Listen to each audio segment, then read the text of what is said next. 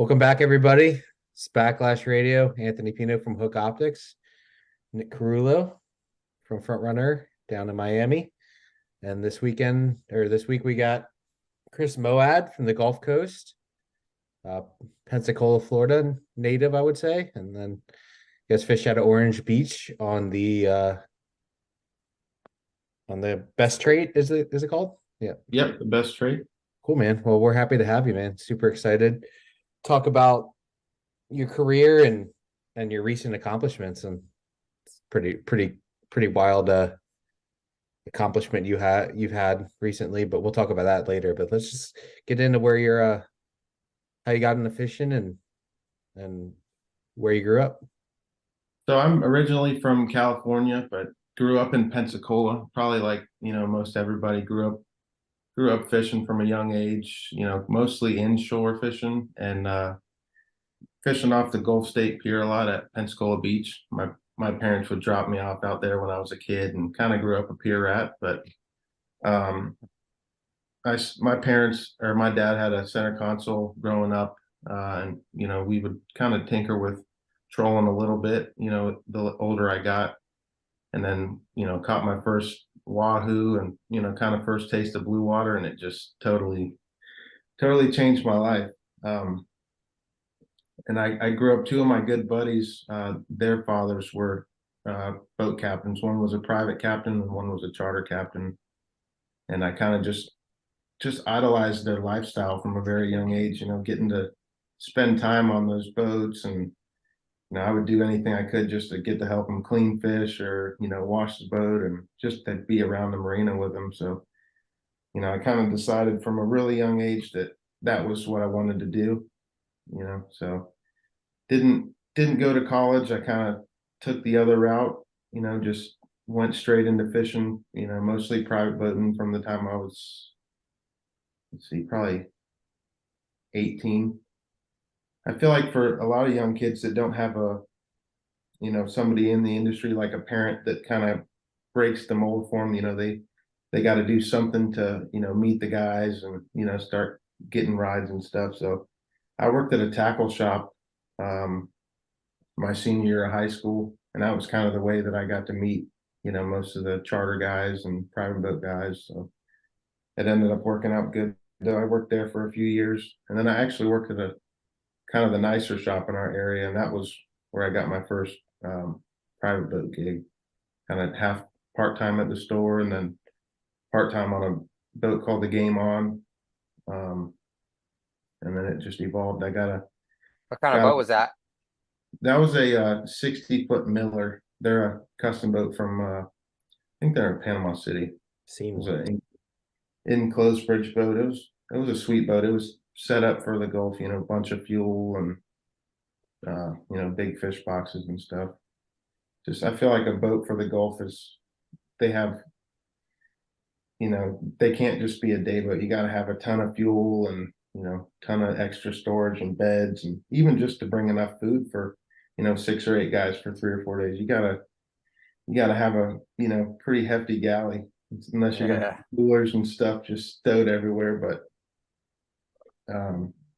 then I worked on the Game On for a few years, and a buddy of mine started running a boat, 52 Viking down in Costa Rica, and I took a job down there, fished there for a season, and wasn't really happy with the program, so I ended up coming back and freelancing.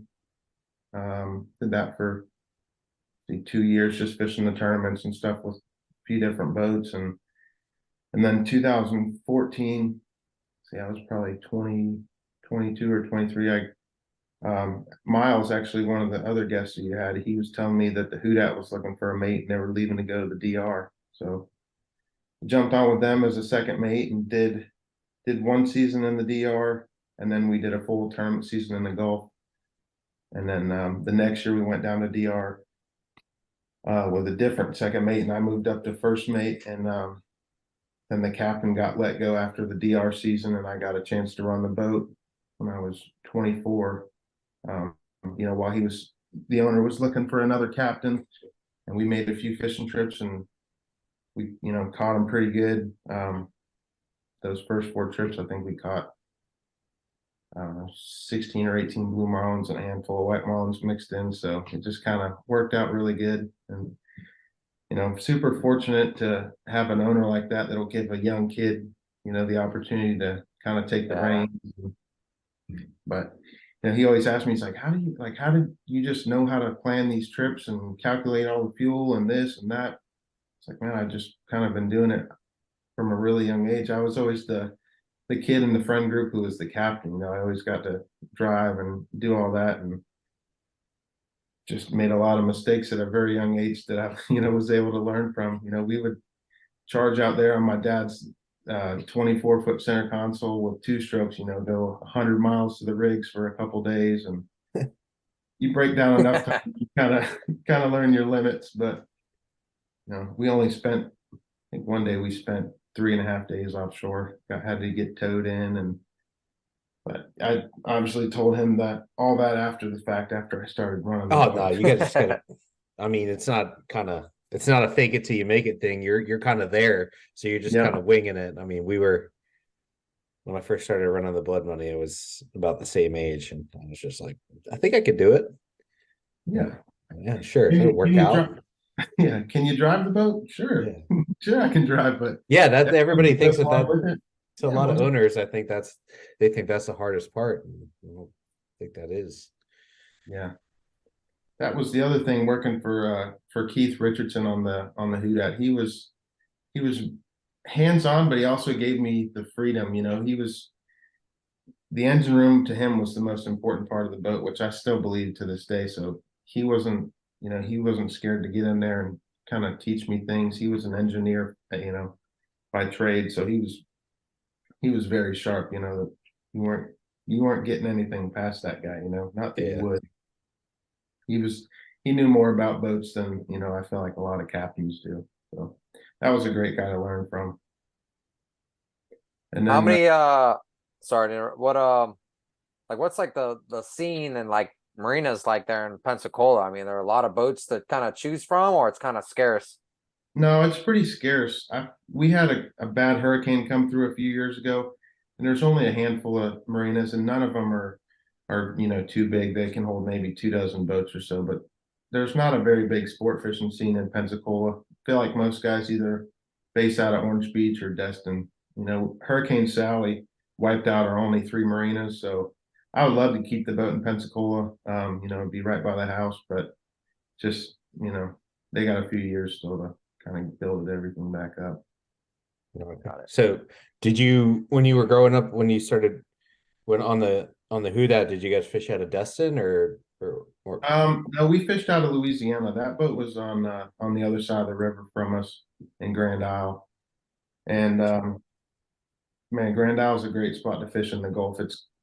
It's kind of the center of everything. You can get to the rigs off Texas and still all the stuff off of Orange Beach, and it's very centrally located. So that was cool to fish out of, and it also was a good learning experience for me to kind of run out of an inlet that I wasn't as familiar with. Just kind of learn a new area, don't get too comfortable right off the bat, and I enjoyed fishing out of there. We had some great fishing, and the Gulf fishery is kind of unique because it's very long. Like I've caught a blue marlin and a swordfish 12 months out of the year in the Gulf. You can go out there and have a great day pretty much any time. The water at the rigs doesn't really ever get cold during the winter. It's 100 plus miles offshore and 7,000 feet of water. Doesn't really get below, I would say, mid 70s out there. So, Nice. So after I started running the boat, I'm sure you guys know Tim Richardson and Garrett Penley. I met them down in the DR, and before I took the captain's job, I agreed to go down and fish. Well, I didn't agree. I begged to go fish a season with Tim on the reef, and I already had my ticket, and also my boss let me go, and he ended up booking a week to come down and fish with us. But that turned out to be pretty awesome. I would give up anything to go back and fish another season on the reef. That was just unreal. Talk about that a little bit.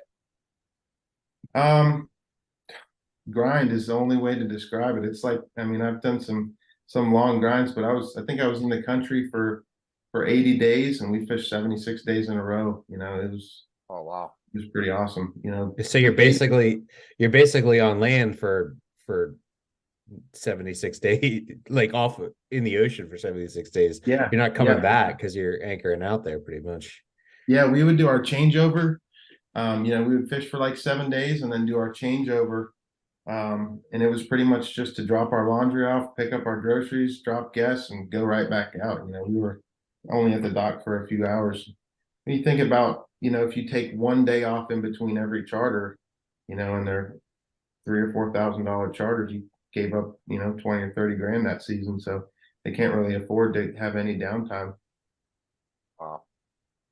But no, the fishing was awesome. I think we caught just shy of 70 that season. We Wow. didn't weigh any, but I think we had a handful that were right there at the number. I think we had 3 that we called 950, and maybe another 8 or so that were over 800. Wow. So that's like just a kind of the Harvard of sport fishing. If you want to learn how to heavy tackle fish and how to use a 130 and actually fight a fish, I mean that's a really good spot to go do it. And those things they're different. They're not like a blue mon where they'll rip out a bunch of line. They kind of, we had really short top shots, and I feel like you never saw the backing. Even if you had a 125-yard top shot, they rarely got down on the backing. It was pretty up close and personal. Really short fights, a lot of drag. Unless they did go down, but just those guys they're so aggressive driving the boat. Most of the time you get the leader in less than 5 minutes and get some jumps out of them and send them on their way. Wow. Yeah, they are aggressive.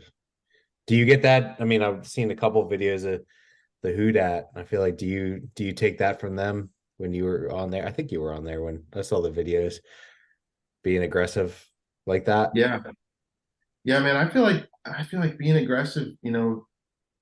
Until you catch a handful of them, I feel like in the beginning everyone tries to be like, all right, keep the boat in gear, and but if you want to catch them quick, like or catch a lot of them, you got to catch them quick and catch them while they're biting. If they only bite for a couple hours, you got to catch them quick for sure.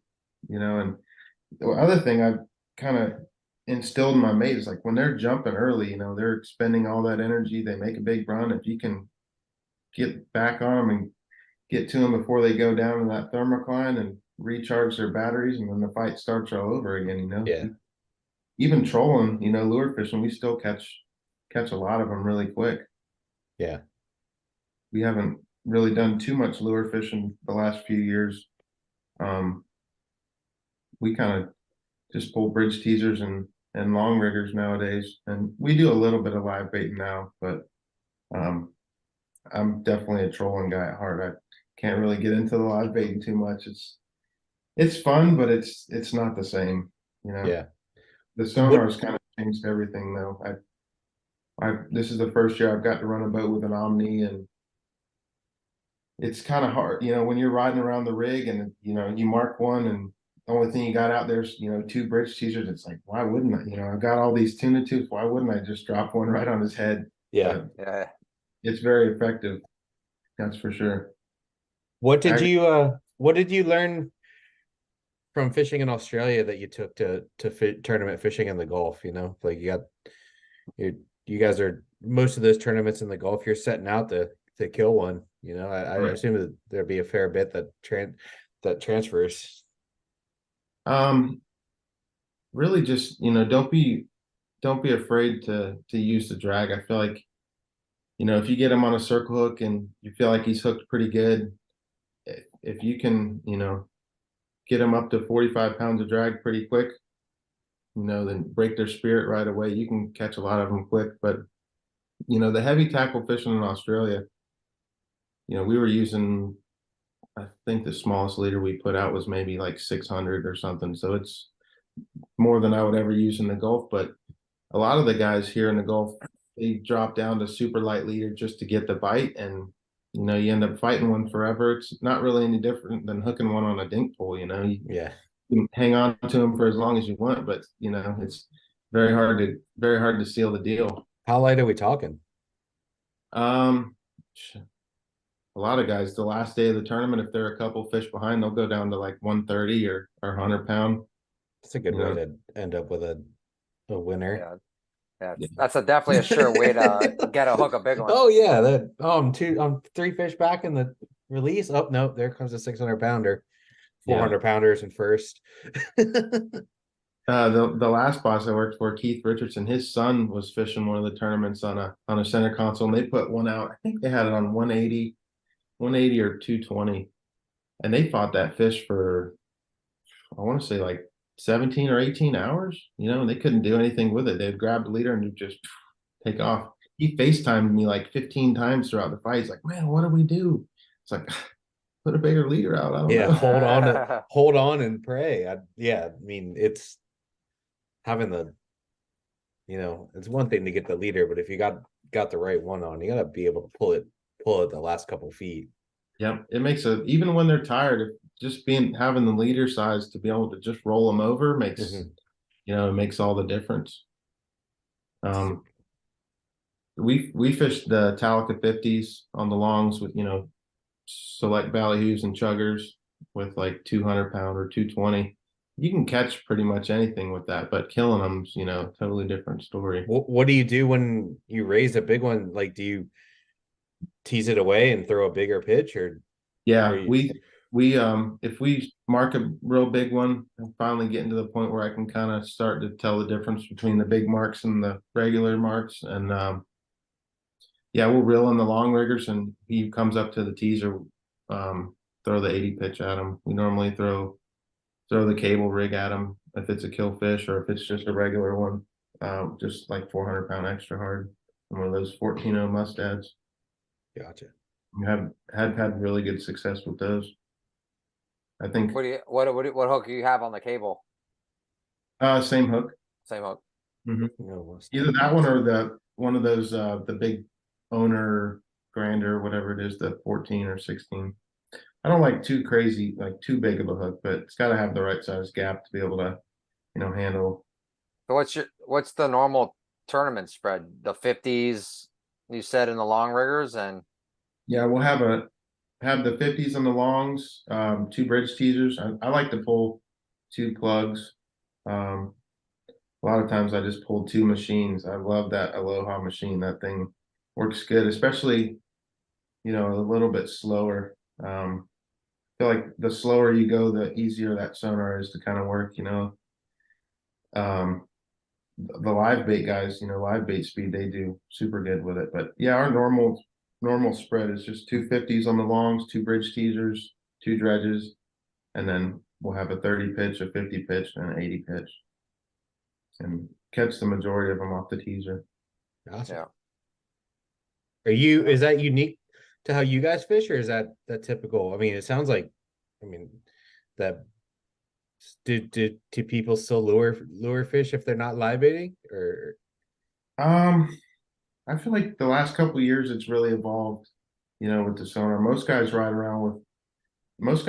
around with 2 squid chains out, 2 squid chains with mackerels, and then as soon as they mark one on the sonar, they, most of the time they reel them up before they even drive over them. It's kind of. And then they just set 2 live baits out in the riggers. Yep, a lot of times they'll just send one. We normally just send one at first, just reel everything in, get up just ahead of them, and then just put 1 live bait out before you even put it up in the rigger. Just fish it right off the rod tip. Put the big leader out first, normally 400 pound, and then if he kind of follows you but he doesn't get fired up, then slide out like a 220 or a 280. But Gotcha. Yeah, it's pretty awesome. I haven't done the sonar that much, but just getting to watch them, you can tell when they're following the boat. It's like, yeah.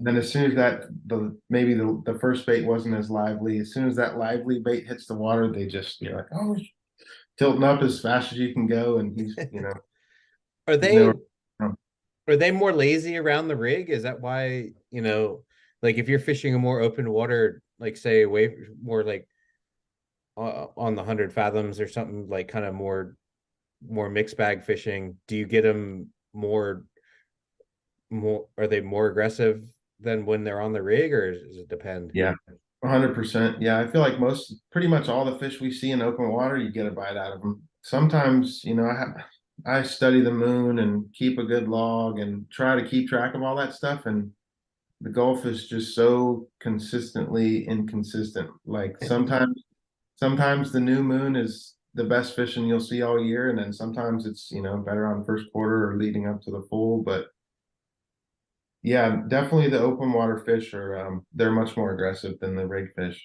So I Really? think that's kind of the tendency for the live bait guys, and everyone swears, oh, that fish in the Gulf don't tease, fish in the Gulf don't tease. And some days they don't, but some days they tease really well. Yeah. But Interesting. I've always wondered what the yeah, it kind of makes sense, like because all the bait, if it's what I can interpret from what I hear about fishing in the Gulf, if there's a lot of bait around the rig, it's kind of where you want to be, but they're not going to be as aggressive because they're not the food's there all the time. yep, there's a lot of truth in that. A lot of the guys, it seems like they'll catch bait at the rigs where there's a ton of bait, and then they'll fly 20-30 miles and go put them out where there's not much bait. It's kind of Yeah. strange. A lot of people have had success doing that. I see I in Costa Rica that is this last season when I was down there running a sonar fishing on the bait, even if the fish were there, it wasn't as effective as being away and just being in a spot where there were fish and not that much bait. Yeah.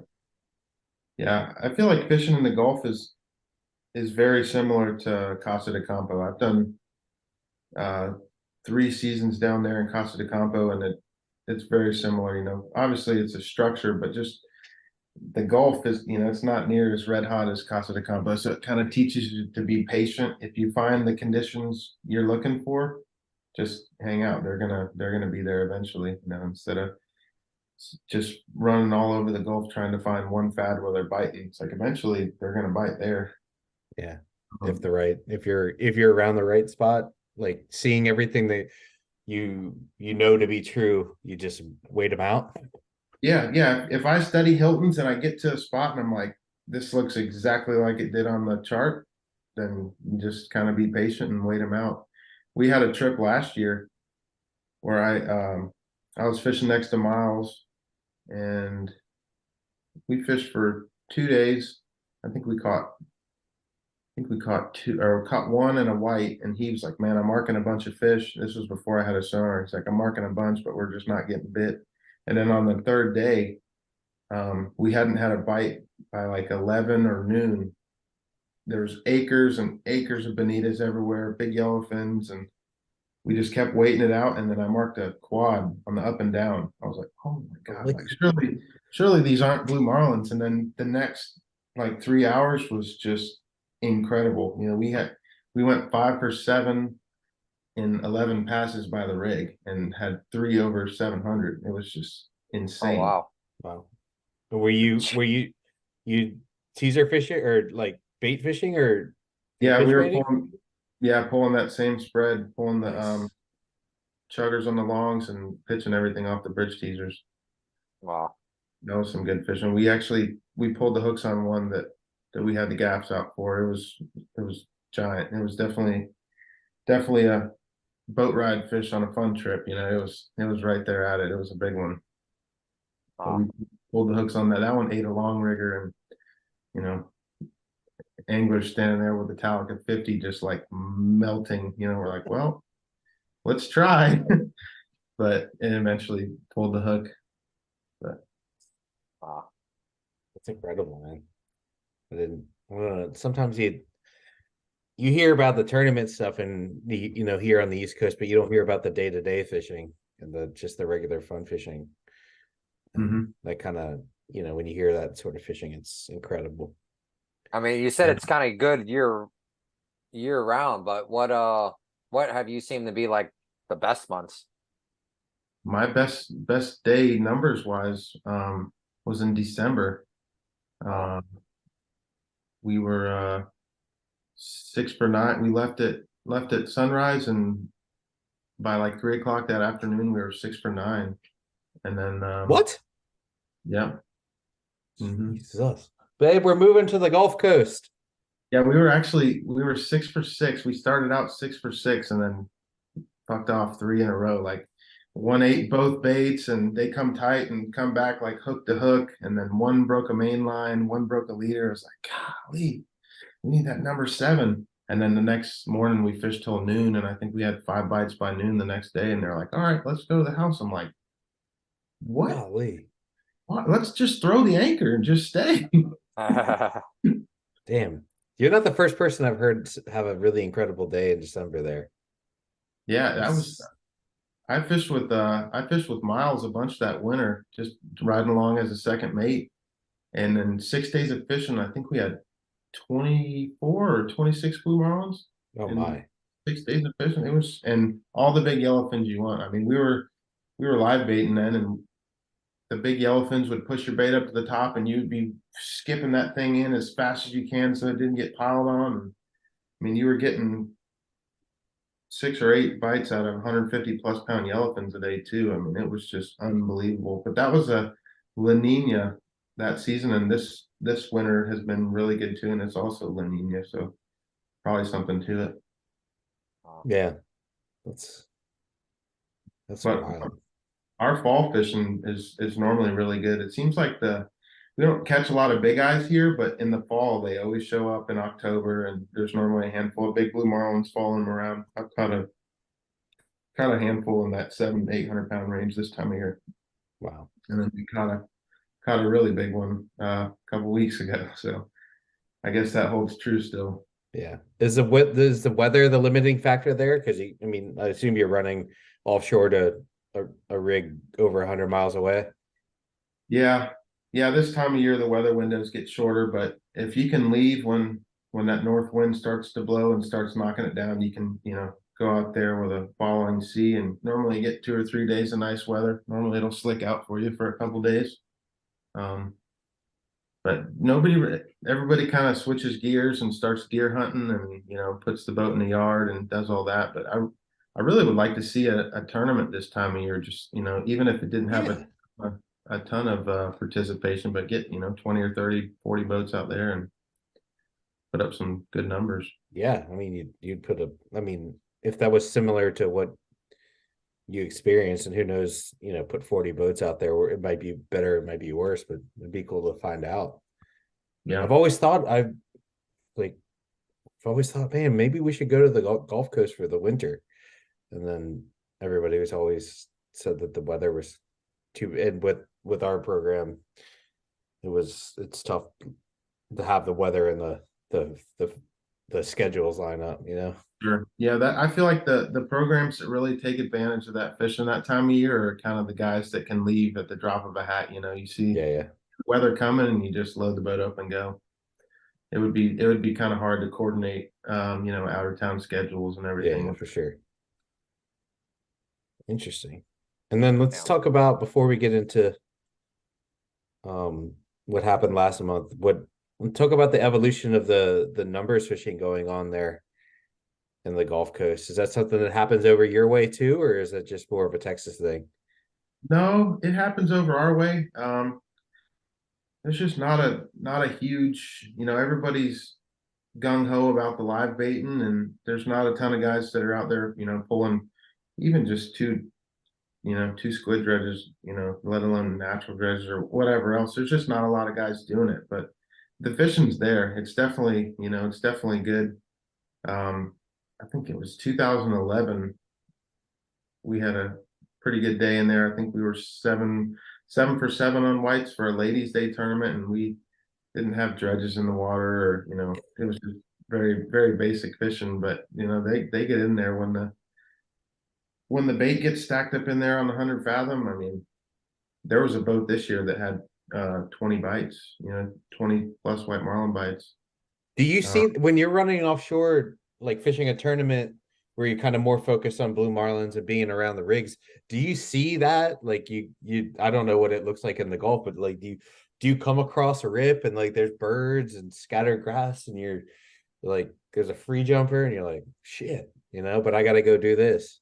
Yeah, it happens. It happens occasionally. A lot of the swordfish guys, they see free jumpers and stuff in there. And a few times this year, I was running out, and you see the bait just stacked in there, in 100 fathoms. You're like, I've got to run to my spot. You know, Yeah. um, yeah, I think the bait's, it's definitely in there. You could definitely capitalize on it more than our area does. I know Newt came down here. He was Mhm. running a Paul, I think it was a Paul Man boat years ago, and Dirty business, I think it was.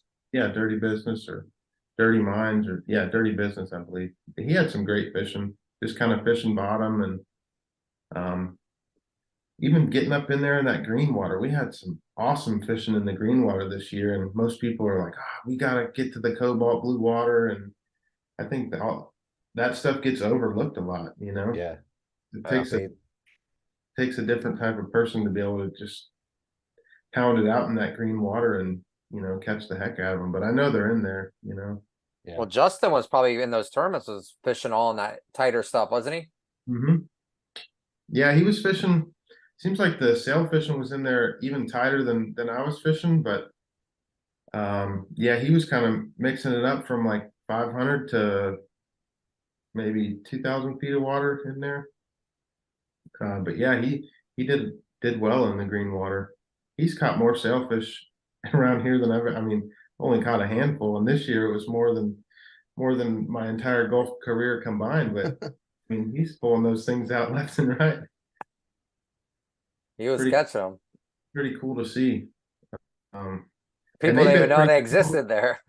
I know, that they bit pretty good all the way through, September, early October. Even the guys just kind of bump trolling live baits down the beach. They were catching them right off the second sandbar. I was like, what? Never What? heard about this when I was a kid. Was it? Yeah, that's what I'm wondering is like, was that fishing, especially the sails? Because I'm sure the white marlins have probably been in there probably for quite some time, but like, was it just something that was overlooked because of the way the tournaments and the fishery and what people emphasize there, and they just never did it, or were the fish just not there?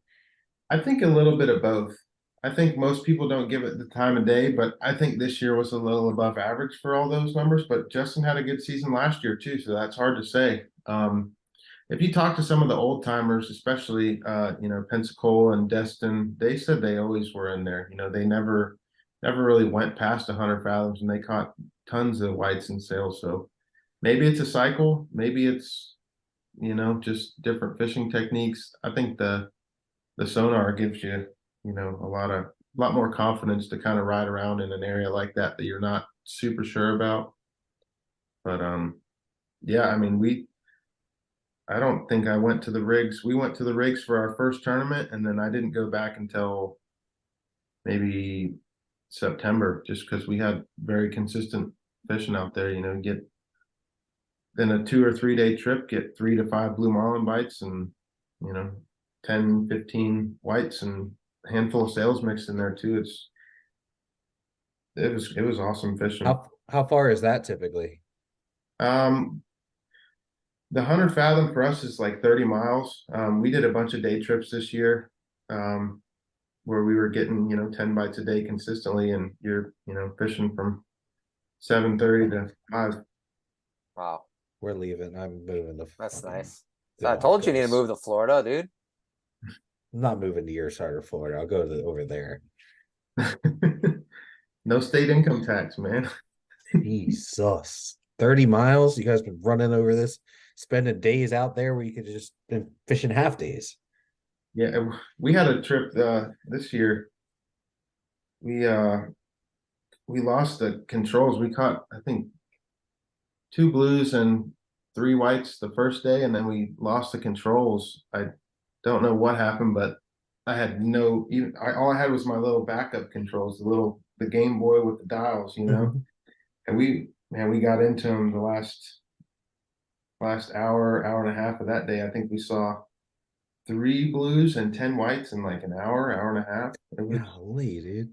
And I wasn't even, I mean, I couldn't fish the turn because I didn't, I was like, all right, just wind them up and let's catch this thing real quick. But I feel like you would put the boat in gear and then you'd mark one on the sonar, and we didn't go more than like 30 seconds without a bite for an hour and a half. It was just unbelievable. I had a double header of whites on. We had one on the long rigger and got one on the inside of the turn on the bridge teaser, and then like a 500-pounder piles on the other chain in the wash. Just like, get that thing away.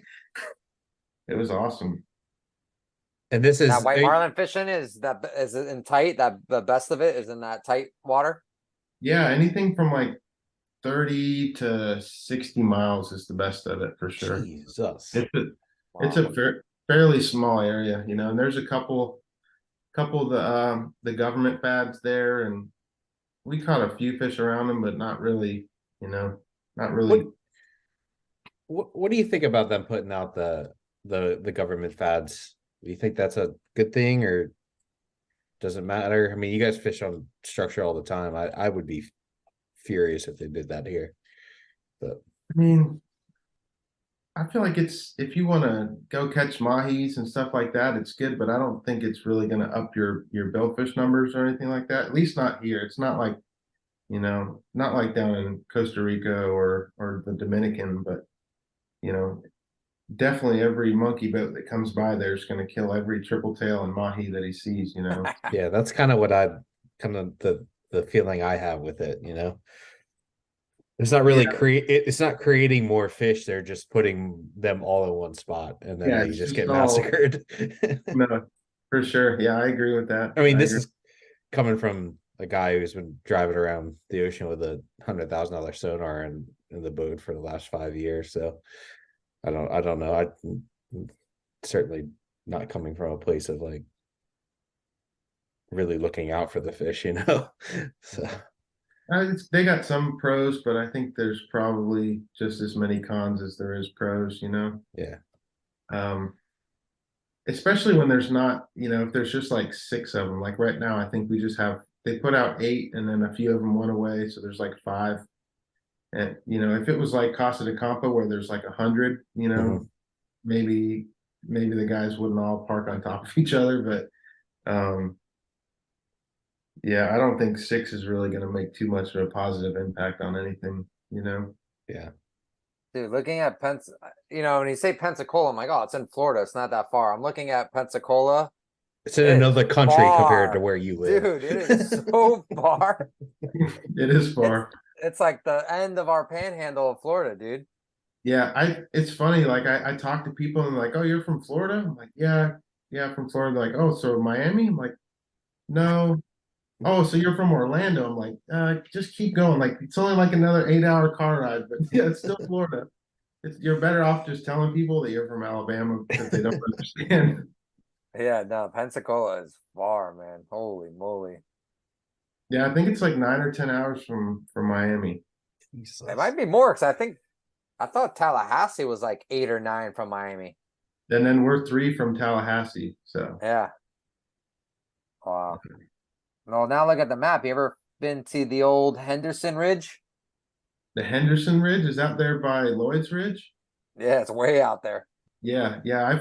I went out there for the second tournament of the year. There was a nice little piece of water out there, and I was the only guy out there. And unfortunately, I didn't have a clue what I was doing with that sonar. But man, I felt like we were in the right spot. There was right before the major. I pulled up like within a quarter or half a mile on my spot, and there's acres of skipjacks. I see the bluefins airing it out. Saw a couple free jumpers. I'm like, oh man, I'm gonna find something out here. And we had one mystery bite, but that was, you know, like kind of my first or second time using that sonar. I didn't have a clue what I was doing. I'd had the game way down low and wasn't really marking much. But that white marlin fishing, man, I feel like that is such a good training camp for that sonar, especially if you can get a bunch of targets, and if you can follow white marlin on that thing, you know, at trolling speed, you can do the blue marlin fishing for sure.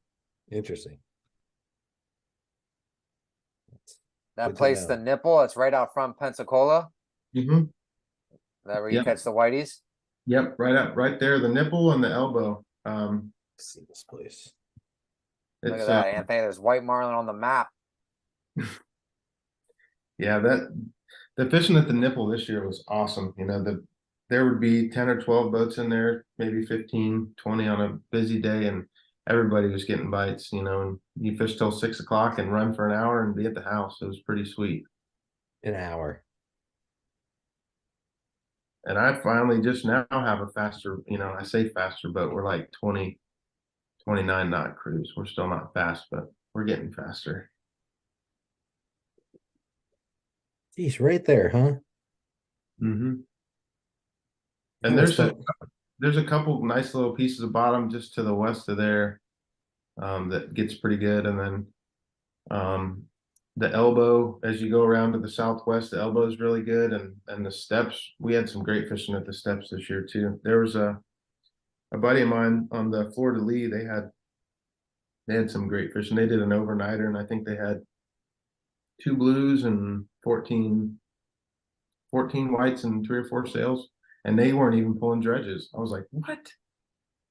So, I mean, can you imagine if, somebody that was dialed and really good at fishing the turn came in there, and you could probably bring that blood money boat in here and do some damage. Telling you. 30 miles Gulf Coast fuel prices. I think people would like that from around here. We don't fucking, I don't see 50 miles ever anymore up here. It sounds pretty amazing. We're super fortunate. The marina we keep the boat at in Orange Beach, if you're a member in their whatever their club, or they sell you fuel at like cost. So we're saving like $1 or $1.25 on fuel. So it's you can go fishing for a day on 250 gallons, and it's like less than $1,000, and to have 10 shots for $1,000 is pretty phenomenal. What yeah, I mean, generally fuel is cheaper there, just in general. Mm-hmm. I've only ever been to Louisiana there, and it seems like it's like almost $1 cheaper there than it is up here. Yeah, because hence you guys make it there. So yeah, that's so cool. There's plenty of that pumping around over there. If you guys haven't been to the rigs and seen them, it's pretty cool to see, man. There's a lot going on out there. It's still hard for me to wrap my head around that those guys are drilling like 30 and 40,000 feet into the earth in 7,000 feet of water on a boat that's just holding there on DP. It's like kind of I can't fathom that. Yeah, it's unbelievable. There's several hundred billion-dollar structures out there just floating around. Yeah. That's crazy. What do you I mean, is there any sort of distance that you have to stay away from them, Chris? There's one rig that the auger, they built that one, early on, and they didn't put it in their CFRs they didn't even account for sport fishing boats, so they can still request you to leave, but they put in a CFR for any vessel under 99 feet is basically out of their jurisdiction. So they can ask you to leave, but they can't really like force you to leave. All their equipment is so heavy duty that you're not bugging them. I feel like you could hit the side of that thing doing 15 knots and it wouldn't even scratch the paint. Man. Yeah, man, if you get some free time and you want to come fishing, in the spring or after or before your season, just come check it out and see if it's something you'd be interested in. I think I'd love to see it. I think I'm gonna probably just move there. So sounds like Anthony's type of place. I've always had this dream. Well, I haven't, but I've just developed this dream of having this like 38 Henriquez and putting a sonar in and just trying to dominate all the small boat categories. But 30 miles just sounds awesome. And how long does that go on the inshore fishing there? Pretty much from like June 1st through October. It's really good.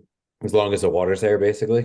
Mm-hmm. Does the water ever get in there in the winter, or is it kind of get blown out? Not really. And the water doesn't even have to be super good, super pretty water in there. Like, as long as it's that kind of clean green or clean blended water. Yeah. If there's just a little bit of current in there, they're going to be in there, Yeah. up here we live for a blend. I've learned to live for blended water.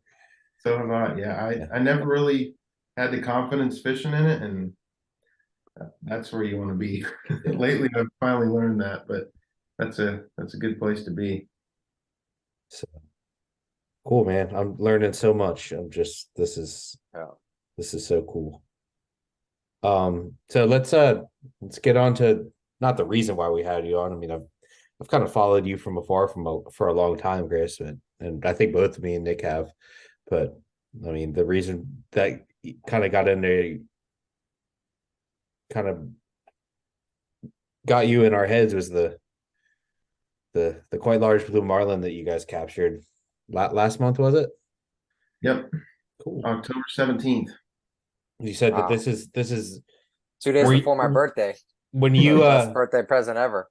Yeah, when you start to get around that time of the year, like you said, are you starting to get a feeling like, man, you're gonna see a nicer one that time of year? yeah, I think so for sure. You know, Yeah. we have that Mongo tournament that started here, and it's a 6 month long deal. And normally, I think the last 3 out of the last 4 years, it was won in September. You know, they broke the state record a couple years ago in September, and it's definitely a good time of year for big fish. You know, I feel like they definitely follow those big yellowfins and big eyes that show up here um, before they do their thing. You know, the blue marlins are not too far behind them. So we kind of transitioned from think bait fishing back into going to the rigs, trying to find a big fish for the Mongo, and just told the guys like, man, we need to just throw 400 pound at everything, just to, if we do hook the right one, I want to have the right leader in them. Yeah. And that big one we caught, the stars really have to align for a fish like that, and that one was no different. I was studying the water, and we had a trip coming up, and I planned on going to a rig called Blind Faith, but our guys didn't get in till late, so I kind of didn't have enough time to make it there, and I had to stop a little bit short of there. And we had a few bites at this rig called Nikika. I think we were 0 for 2 and saw another one, and saw a white marlin that wouldn't tease, and they were both nice fish. So everybody was kind of upset, but still, very positive. Like, hey, fishing's good. Just we'll get the next one. And then I talked to a buddy. And he was at the Blind Faith, the rig I was headed to, and there was 3 boats there, and there'd been 8 fish caught. I was like, oh, God, like I should have been there. So the major was coming up. It was getting ready to start the major. And then we got invaded by porpoises. A school of like 100 and something porpoises came through, and they're ripping mud flaps off, and you couldn't fish. Yeah, the dolphins I've seen that in Stewart too. the dolphins will ruin your day so fast. I mean, Wow. if you're live baiting, if you're trolling, it doesn't matter. They will run you off the rig. So we firewalled it over there to Blind Faith and put the spread out and put the sonar down in the water, and mark 2 fish right away and wheel over them, get cleared, drop a bait on one, and he like totally avoids the boat, and he's not going to play the game. So Wait, so you're dropping live bait now? Yeah, like a 6 or 7 pound blackfin on that 400 pound. But how come you're doing the live bait now, not versus your normal trolling? Really, because we were trying to catch some of the big tunas that were around, and part of the reason that I don't live bait at all during the summer is when the water temp gets so hot, you can't keep your bait alive. They'll live till like 9 o'clock, and then 9 o'clock you're out of bait. And some guys spend all day just trying to catch bait. It's very hard to catch during the day. So just to avoid doing that, I don't live bait at all until that water temp gets back down to like 80 degrees and you can keep a full quiver of baits alive, So Yeah. So we caught a few fish before that live baiting, and the guys were fired up. They wanted to live bait, so we went out there and strictly live baited. But yeah, I marked that big fish, and a friend of mine was over there dropping baits on it. He said it, wouldn't react and couldn't get a bite out of it, so I just wheeled in there right behind him and threw one on 400 pound to it, and that thing exploded. I mean, it ate it right off the right off the back of the boat. I mean, the swivel wasn't much past the rod tip and just ate it going away. And you see a lot of shoulders and a lot of tail. And then it started jumping like right towards the rig, jumped a couple times all the way out of the water and just going away. I couldn't tell how long it was. I just, see it was really wide. I was like, man, this is a nice one. Definitely, 700 pounder or so.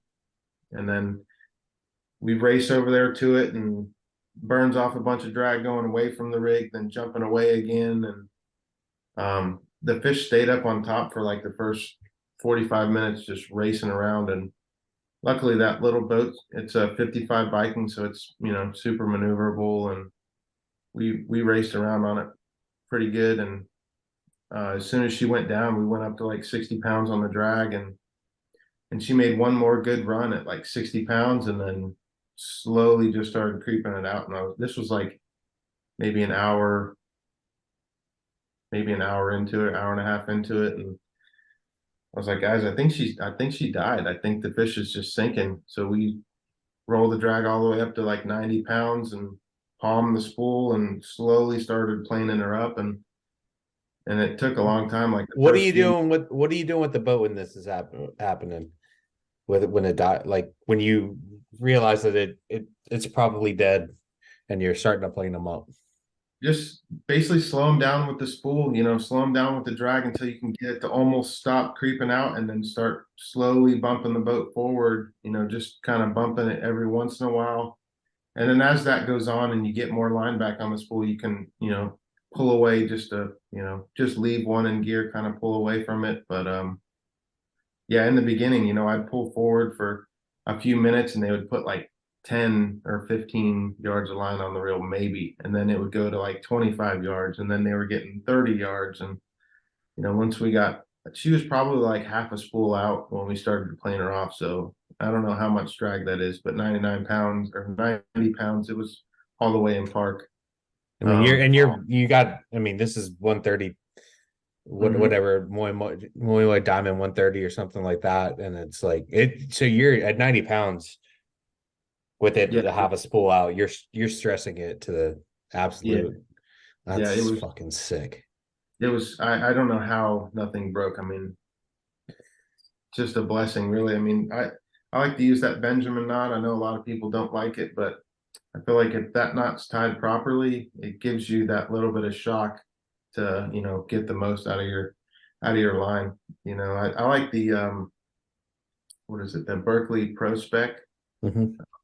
I like that stuff. I've had really good luck with that. We use that on all our reels, and luckily it held on. But yeah, we started putting some line back on the reel, and towards the end we would get, say 50 yards or maybe 75 yards back. And then she kind of started to not float up, but, put some scope in the line, and she popped up back there, and we backed up there to it and just put, 2 straight gaps in her. And I ran down off the bridge and opened the door, and the second I grabbed her bill was when I knew. I was like, oh my God, this is giant. Like I've pulled not a bunch of blue marlins through the door, but I've killed a handful. And man, a 600 pounder compared to the stump on that thing was insane. I mean, it was so ungodly thick. It was just like a totally different level of huge. So we're pulling it through the door, and we get it like just a dorsal in. You can just see its big head, and everyone's kind of like looking at each other like, is this real? Like, is this thing, like, this doesn't even look real. It looks like a dinosaur. And we couldn't get it coming out. I normally carry a come along or a chain fall or something like that just for pulling one in the door, but I dropped the ball on that. We didn't have one. So I called my buddy that was right next to us when we hooked the fish, and he put 2 of his mates on the boat, and they helped us drag it through. And I remember having it by the bill, and I backed up, and my back hit the salon door, and we still weren't even to the anal fin. I was like, oh my God, this is huge.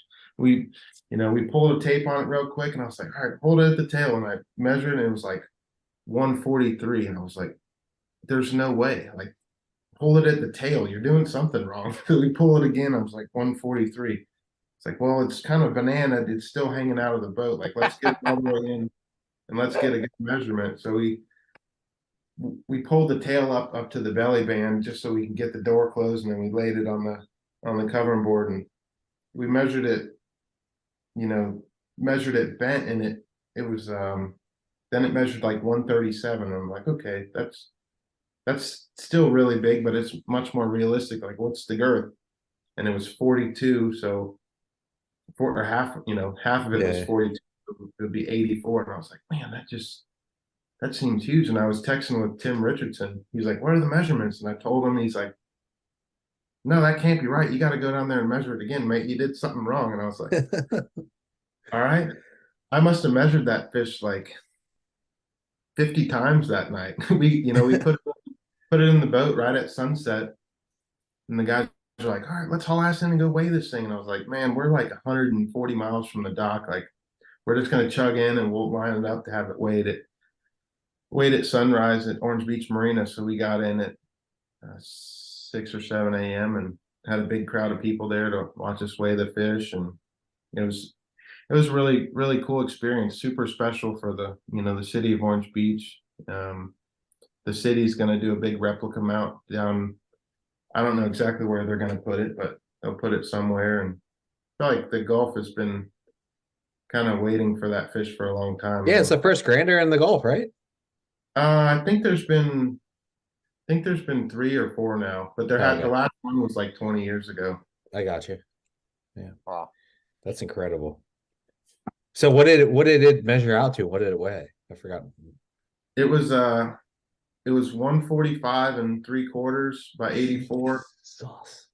with a 62-inch tail and 20-inch stump, and it was 1145.6. Jesus. It was a monster. And the funny thing about it is there was not, like, the only thing in its stomach was our bait. There was I mean, that thing could eat a 60 or 80 pound tuna, like, without even thinking about it. Yeah. The formula on it had it like up over 1250. It was like 1270 or something like that. But either way, I mean, it's just a fish of a lifetime. Super, super fortunate, to see something like that. And so you said at the outset of the story, you said that another boat had marked it and you went over to it. Why did it choose you? Do you have any idea? I think I was just living right, man. I don't know. I just got lucky and got the bite. I think he was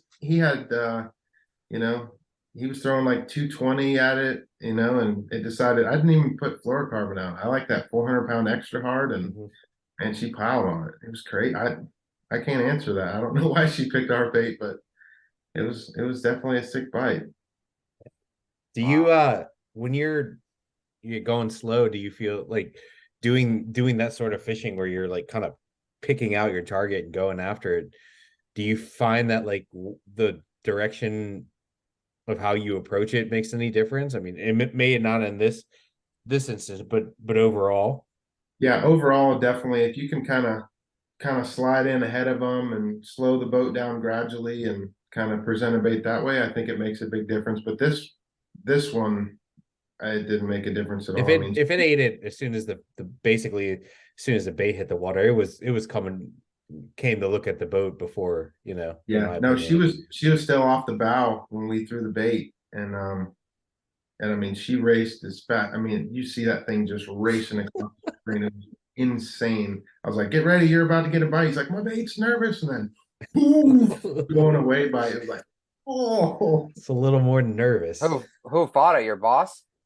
No, crazy. Like, so this is a first year program. These guys have never marlin fished. Just a friend of theirs said, if you guys like, duck hunting and deer hunting, you should try marlin fishing. So they bought a boat and hired me, and the guy that actually introduced us was the one that caught it. The owner wasn't the owner, or his sons unfortunately weren't on board. It was just a guest of theirs. So, oh jeez. But he's a great angler. He he's been to Australia a handful of times, been to Cape Verde and a handful of times to the Azores. So he's been to some big fish destinations, and he's put the time in for sure. So this is a fish for for you, your mates, and him too. Like it Mhm. was something that it might have not been set out to do in his fishing career, but in the back of your mind, like you kind of always have this sort of thing in your head. For sure. Yeah. I think for all of us, to Yeah. catch a fish like that anywhere in the world is just, a lifetime goal. But to catch one at home, and bring it to your hometown and have your friends and family around it was just next level. It was really special. Yeah. I'll remember that one forever. And that wasn't during the manga tournament, was it? No, it was like, Damn I it. think it was like 2 weeks after. So You need to adjust that. yeah, he's talking about extending it next year. He's going to go, I think, till the end of October. But yeah, it was just a really cool experience, for my mate.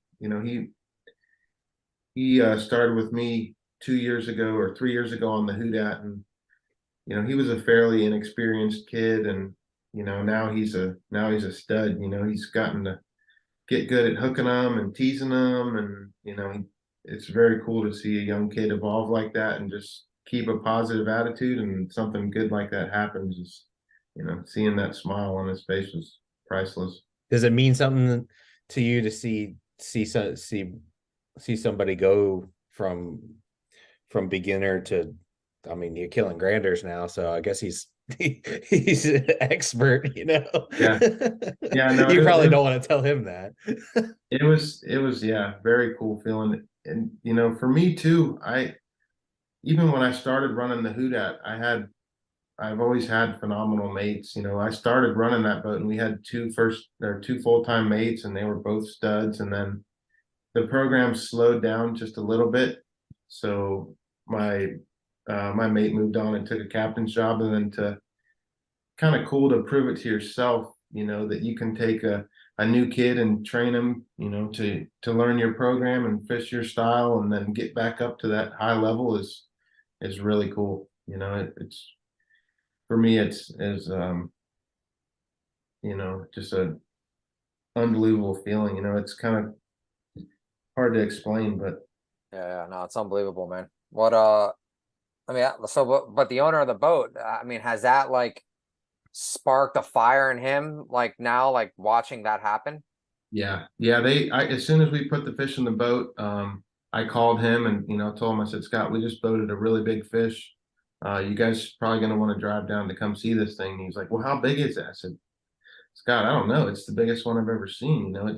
This is very possible the biggest one that's ever been caught in the Gulf. I'm saying it's probably between 11 and 1150, just trying to be conservative. We did the measurements and took a couple inches off of each one. You were just to dead try on though.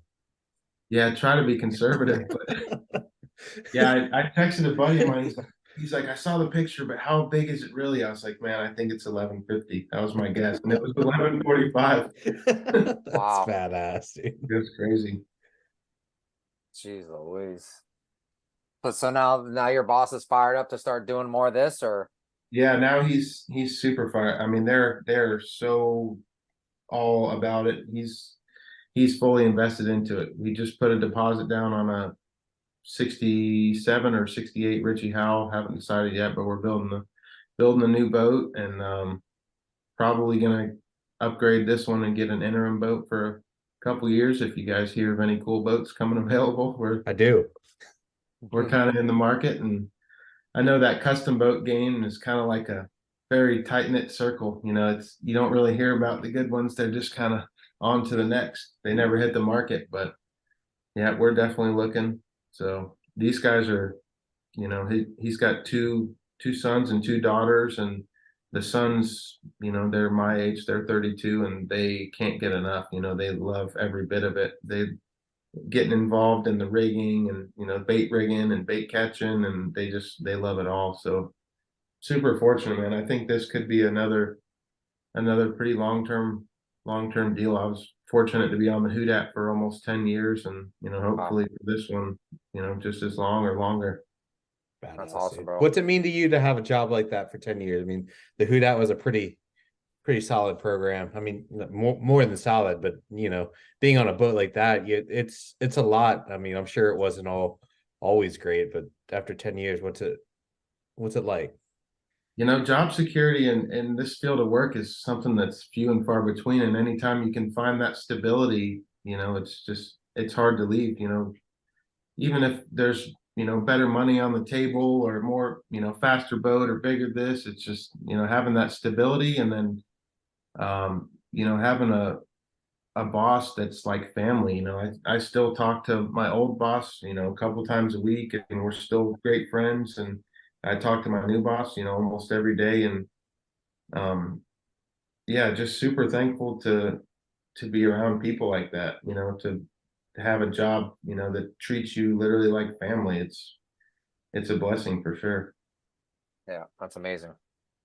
Um, Yeah, hard to find good guys and good guys you get along with, and Yeah, and just as expensive of a sport, as you Yeah. guys know, it's hard to find somebody that can stay fired up as spending, $1 million a year just to get, for something for fun. yeah, You try to explain to friends, that don't really understand the sport fishing thing, they're like, so how do you guys make money? It's like, well, we don't make any money really. If we're lucky to win a tournament, we'll make a little bit, but you might break even. But most of the time, I'm just spending this guy's money like crazy. yeah, But it's fun. Yeah. yeah. It's fun spending other people's money. I'm sure going out to, like, I remember being in the Midwest at one point, like Ohio, and somebody asked what I did for a living and having to explain it. It just was like very, very difficult to, I equate it to like car racing or horse racing, Yeah, yeah, it's a crazy level, and the thing is, unless you're having fun and unless you absolutely love it, it's Don't too make expensive. sense. Yeah, Yeah. it doesn't make sense. It's just not even realistic. Yeah. It was cool. I was just in Missouri, hunting with my mate Addison's family. They got a farm up there, and we were sitting at the little staging area, and there was a guy from Wisconsin. He was like, "You guys fish, right?" It's like, "Yeah, yeah, we fish for a living." He's like, "Did you guys see that fish in Orange Beach?" I was like, "Yeah, man, I saw it. I was there." It was That's pretty amazing. crazy. That news on that fish, I didn't really like post much about it, or I just sent a few of my friends pictures of it, and then I opened up social media and it had just like exploded everywhere. Like, I was like, man, how does that just circulate that fast? I don't understand. Well, Oh yeah. is that the biggest fish caught in the Gulf? Hmm. Wow. Yeah, the previous record was 1,054. And then the Alabama state record was 851. So it beat that one by almost 300 pounds. What explain that coin your dad gave you. It's a badass coin. Yeah, it's a really cool coin, man. We had a kind of tough luck the first of the season, pulling a few fish off, and we're pretty good about getting the bites to win the tournament, but not exactly always capitalize on all our bites. So I know that. he's like, he, he gave me the coin just as my dad's, sweet old man, but he's kind of corny, typical old guy stuff. But, he's like, he gave one to my mate and he gave one to me. We had a dinner, and he said, "This is going to change your luck. Just keep it on you all the time." And that coin hasn't left the bridge since he gave it to me. And gosh, I don't think I ever will take it off the bridge. Yeah.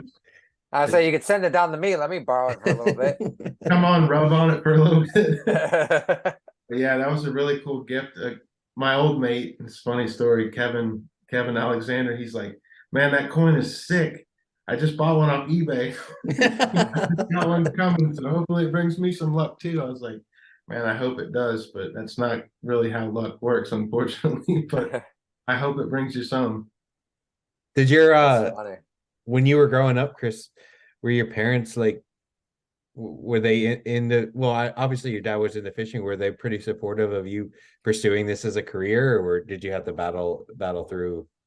No, it was a pretty big battle, and until I got my first captain's job, then they kind of started to respect it a little bit. I got my license when I was 18 and ran a few inshore charters, but yeah, they were supportive of whatever I wanted, but I don't think they fully believed in it, and Then I Just in the started. industry, or I mean, obviously they did not believe in you, but just like Oh that yeah, you just could make a living off of this.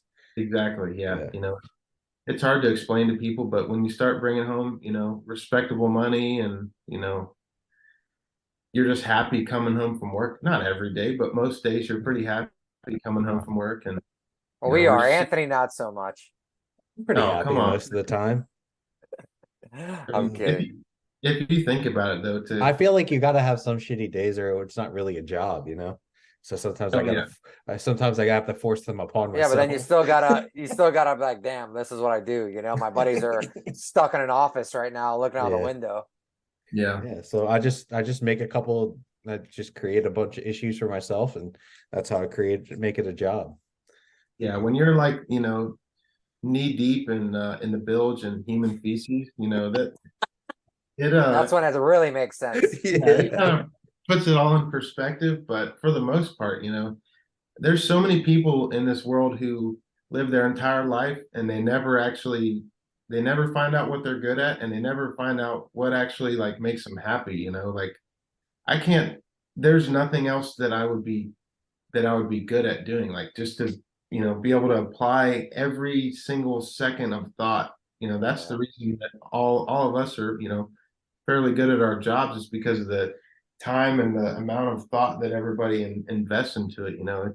It's kind of a blessing and a curse to not ever be able to turn it off. Yeah. You know, So I think relationships it and just stuff. starts as an obsession that we just can't stop thinking about. Mhm. Like, how often do you look at the water shots, Chris? Every day, Every day. every Okay. day.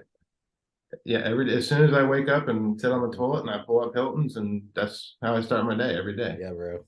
The fucking clouds are around. That'll put you in a bad mood. If you know that Yeah. after like here, we're like pretty dependent on east wind, right? So like if a nor'easter comes through or something like that, and I'm like waiting for the clouds to clear, and I'm waiting for the northwest to come so it gets dry and clear. I'm like, what the fuck is this? And like if I got a fishing day coming up, I'm like waiting for this water shot, and my mates are like, "Why are you so stressed out?" It's like, I don't know where we're going tomorrow, and then the shot finally appears. It might be the middle of the night, but I'm like, oh, okay. Yep. Now at least I have an idea. Yep. No, I can totally relate to that. You're sitting there like refreshing it. It's going to refresh at 9 o'clock, and you just keep clicking and clicking. Yeah.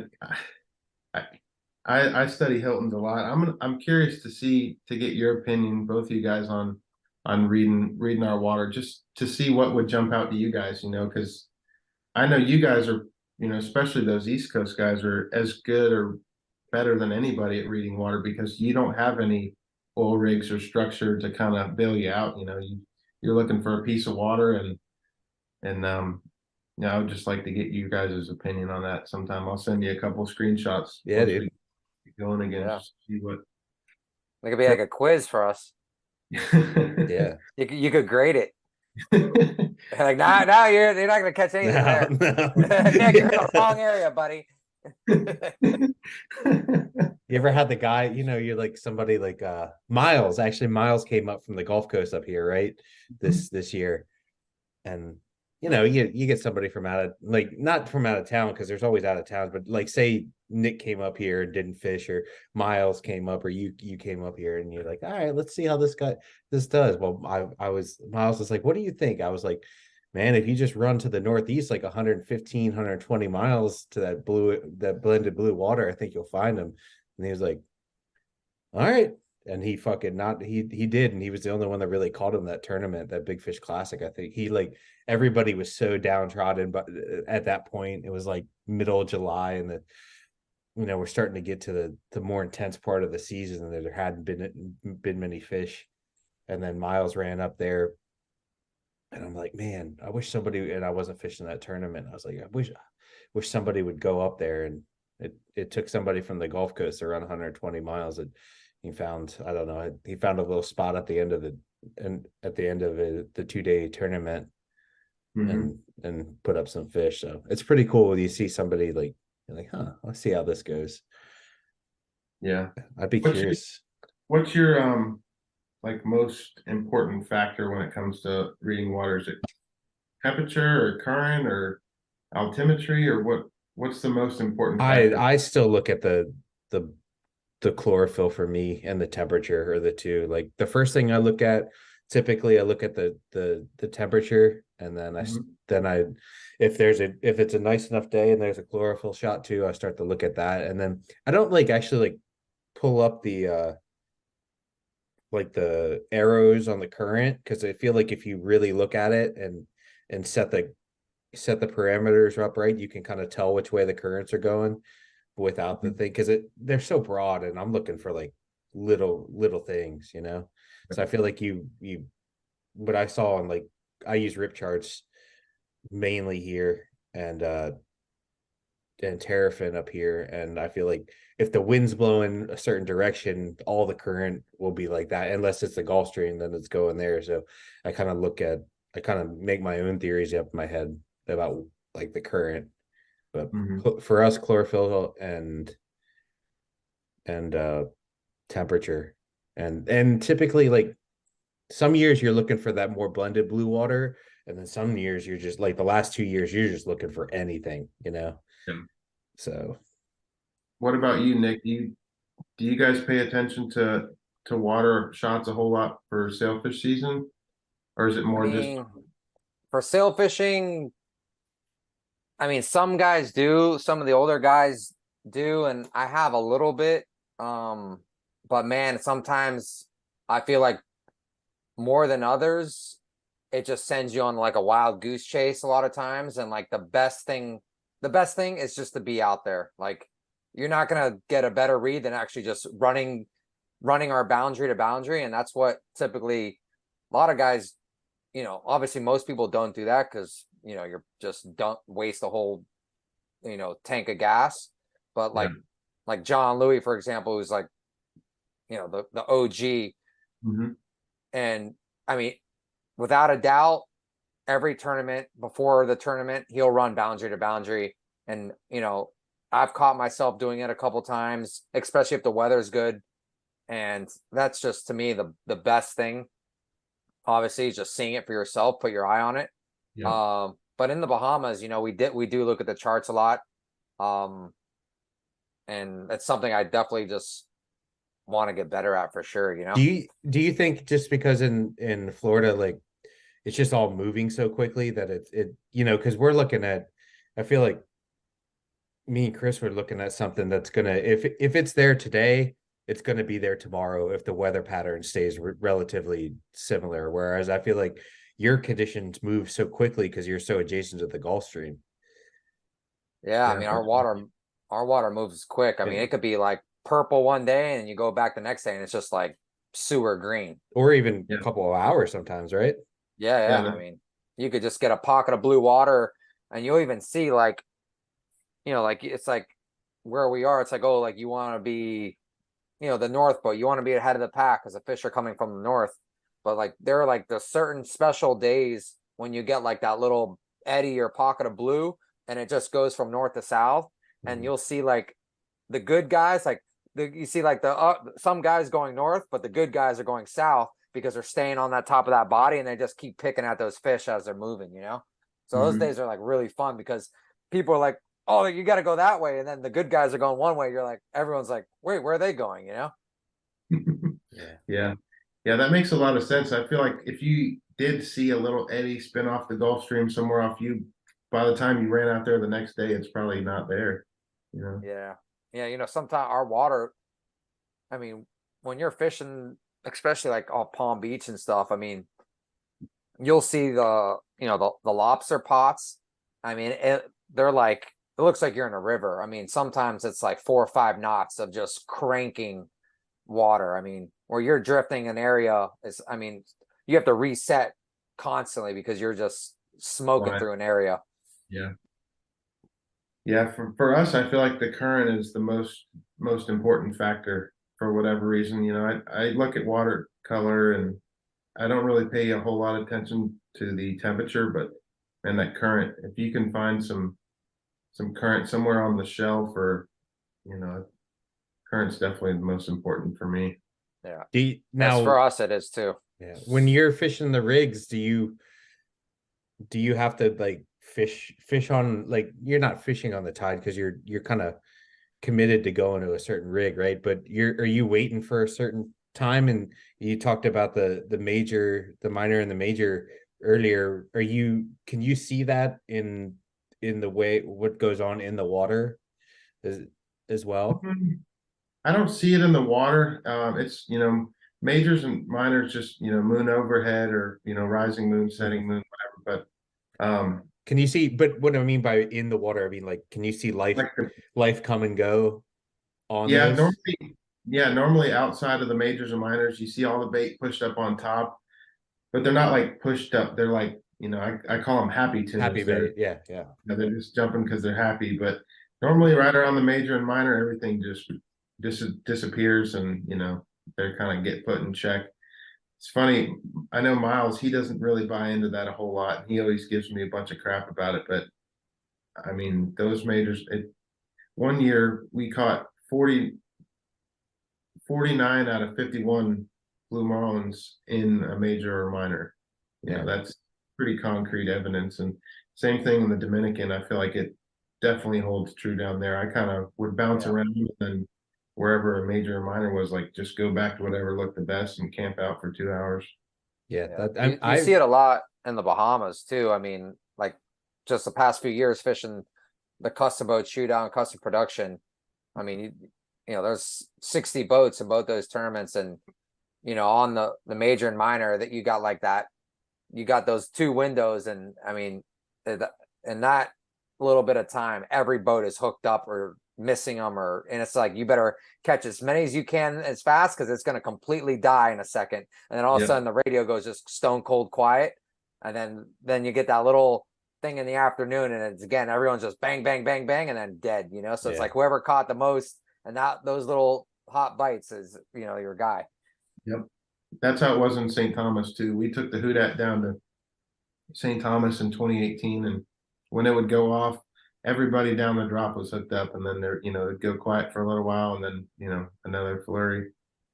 But yeah, those, I swear by those majors and minors. Every time I see somebody like pick up and make a move in the major, I'm just like, dude, what are you doing? Why would you do that?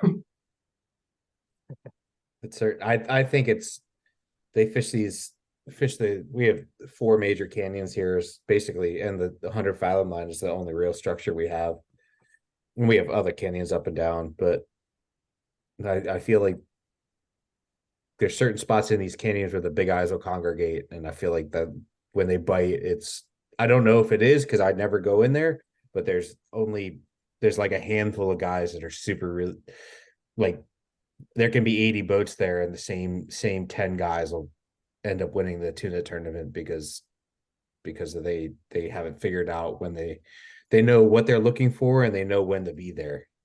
And I don't have the patience for any of that. So that, and kind of like understanding how how the current is affected in the canyon. If it's funneled and the bait's going to stack in a certain area, I feel like here in the Gulf, current direction makes a big difference. If there's a certain southeast current hitting a certain side of the canyon, this part of the canyon is going to be better, or on a west current, this part's going to be better.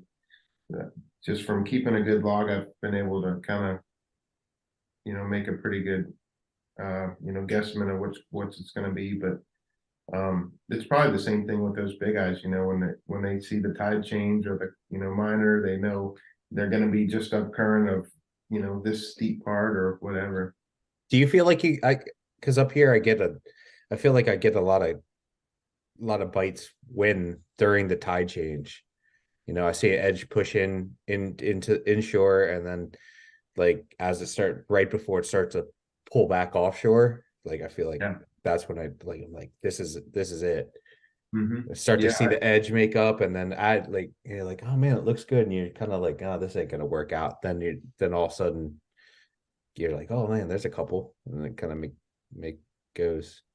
Yeah, it's like that for us too. We have the Mississippi River dumps out right here in the Gulf, and sometimes you'll get opposing currents, and a couple degree temperature difference, just like the most unbelievable rip you've ever seen. And Yeah. when that thing's rolling offshore, when it's steadily just pushing offshore and, starts to get that foam built up on it, you're, tacking back and forth, looks like you're just zigzagging offshore.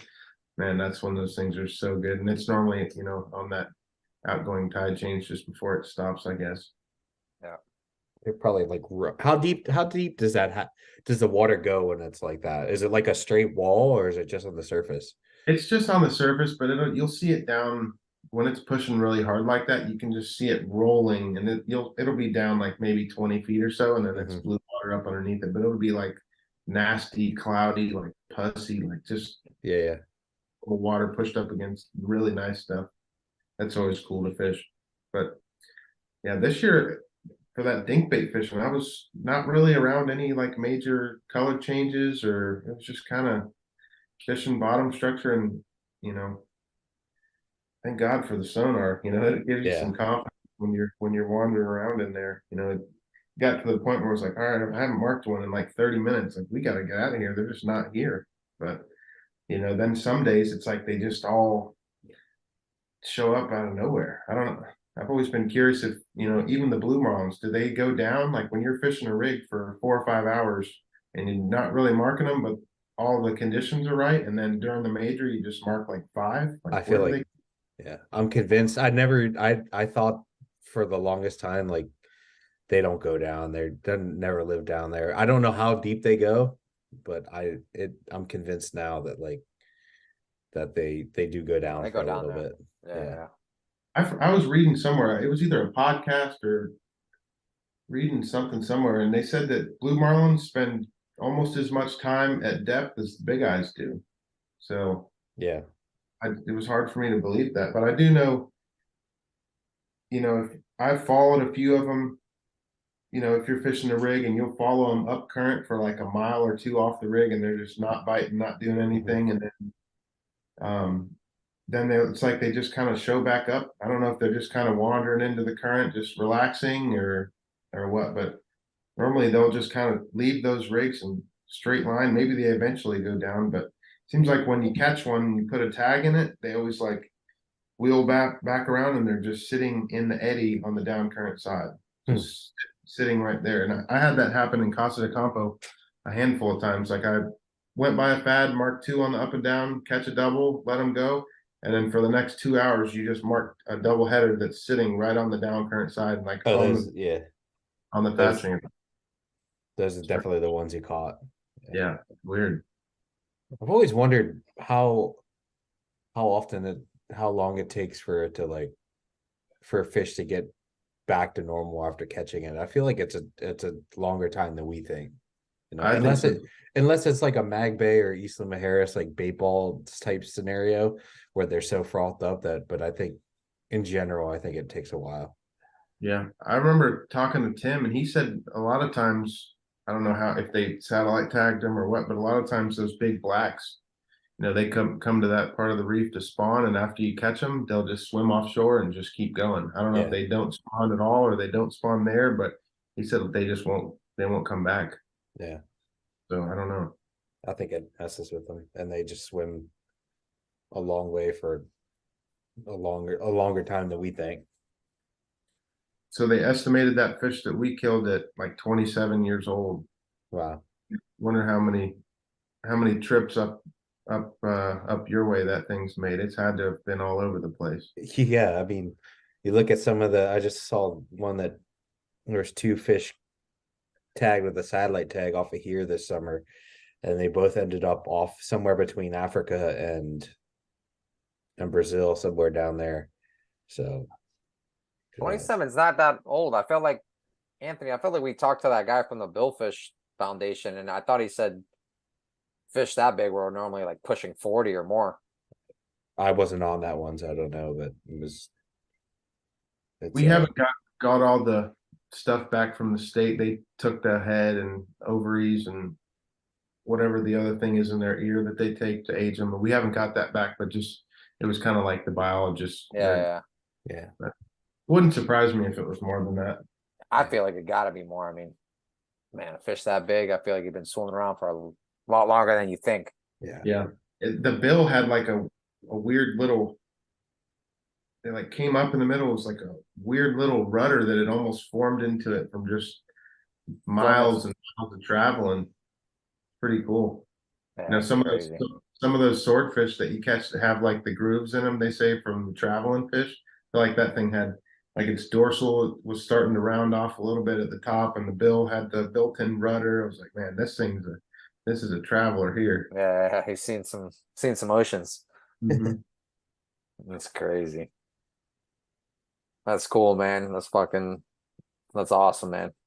Yeah, man. Well, we appreciate you joining us, Chris, man. It was a pleasure getting to know you. You're, like I said, your reputation up here is pretty good from the guys from that been to the DR. So I appreciate you joining us, It dude. was good meeting you guys, and we'll have to stay in touch and keep talking fishing. It was a pleasure being a part of the podcast, and I enjoy following along with you guys. So keep up the good work, and I'll keep following along. Cool, man. We Yeah, man. appreciate it. Thanks, bro. Yes, Thanks. sir. Y'all have a good evening. Thanks, Chris, Nick, and thank everybody for listening. I think this is going to be a good one. So thank you.